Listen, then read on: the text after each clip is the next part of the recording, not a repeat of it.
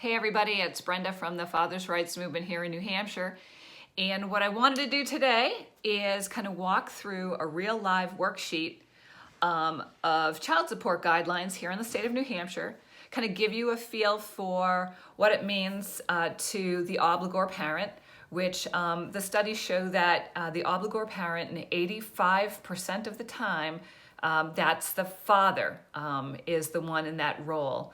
So that would mean that 15% of the time the mother is the obligor, but nationally 85% of obligors are in fact men. So if I mess up today and use male, female, I apologize, because I know the store swings both ways. But I'm going to tell you that 85% of the time, the higher earner, which again, because of the dynamics in households with kids, is typically the dad, and the dad is the obligor. So with that, I wanted to walk you through this example, and then I wanted to explain why it's so important to us to start working on legislation change. So in 2018, there was a Supreme Court case that changed the ability of a judge in family court to modify child support orders based on parenting time. Up until this court decision, a judge could, in a case of 50-50 shared parenting, allocate under special circumstances the percentages of that support order. So if you have two households, he might have leveled it by cutting it in half and then applying some logic based on the difference in income disparity. That is no longer the case. And so now in the state of New Hampshire, a judge no longer has that discretion, but has to follow strict guidelines and exceptions to modify child support at all. Otherwise, the straight worksheet order is what he will judge. So hi guys, on my screen in front of us is a standard New Hampshire support guidelines worksheet. And in this example, we have a family with 4 kids. So that's a lot of kids. And we have a father who works and earns $49.67 and a mother who earns $2,500 a month. You slide down the spreadsheet, the father pays $1,200 a month in child care, and so they take that out of his income and bring it down to $37.67, along with the mother's $2,500. That gives the couple a new total gross income of $62.67. The state has standard percentages they use based on number of children and your income. In this case, 39% of your gross income gives them a total amount of money that they think it's going to take to support those children of $19.42. So again, moving down the spreadsheet with that already calculated, the state then goes a little further and they say, okay, take out the mom's child care expense. In this case, it's $278 because she's receiving state subsidy. It gives 2 new gross incomes, adjusted gross incomes of $37.67, $2,022. And then they take this and they weight those 2 incomes to come up with percentages on this new adjusted gross over here. This 62.9% is applied up here to the parents' available child support dollars, and that then becomes the child support order for the obligor. In this case, $1,222. The state does one final check and they say, hey, if we take this $1,222 out, what does the father have left? He has $2,570. They compare it to a self-support reserve, which is 10% above the poverty line. And they say, this is how much that would be. If he makes more than that, we're all set. We can give him give that full support order. And in this case, that's exactly what they did. They ordered the father to pay $1,222 in child support to the mother, okay? So what does that mean practically speaking?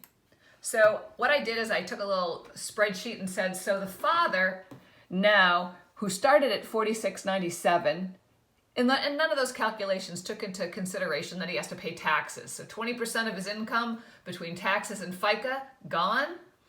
He pays $1,200 in child care, and he has to pay $1,225 in child support, bringing him to $1,333 a month is what he has to live on. The mother, $2,500 a month. She's going to pay 20% in taxes and FICA.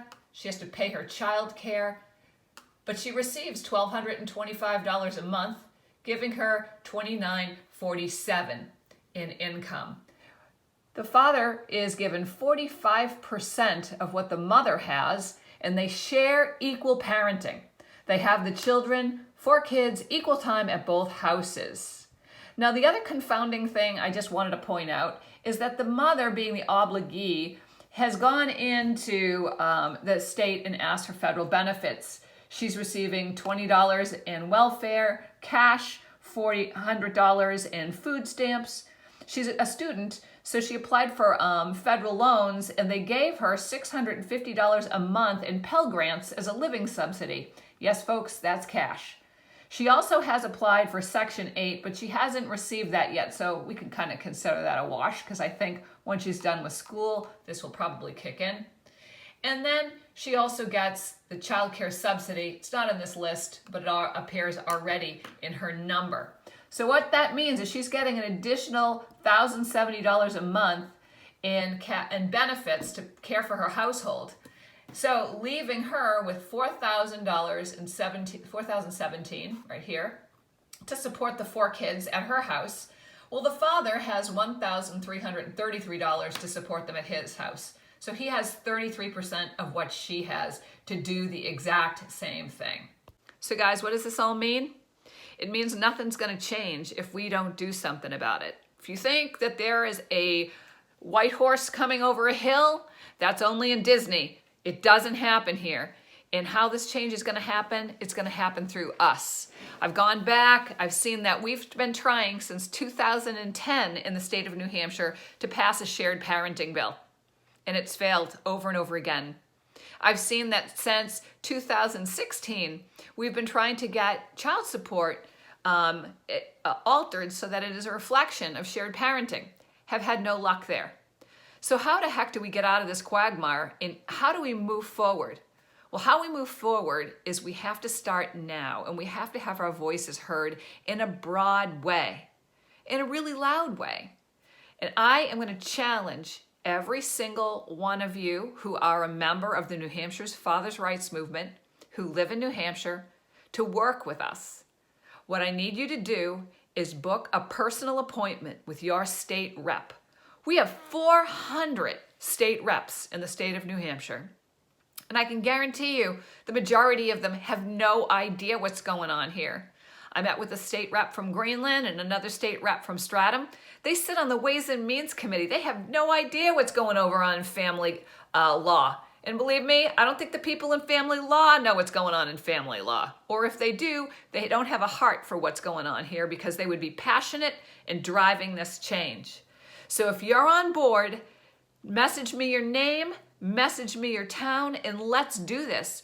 If we work it now, by the end of 2020, I have 2 reps that are willing to sponsor a bipartisan shared parenting bill, but 2 reps alone aren't going to do it. We need momentum, and we need to do it together. So if you're in, send me your name, send me your town, and let's set these appointments up. We've got a year to pull it off, and we can do it. We've got to do this together, because this isn't just the father's rights movement. This isn't a parents' rights movement. This is a kids' rights movement, because kids deserve both their parents active and engaged in their lives and able to support them. So message me, and have a good night, you guys.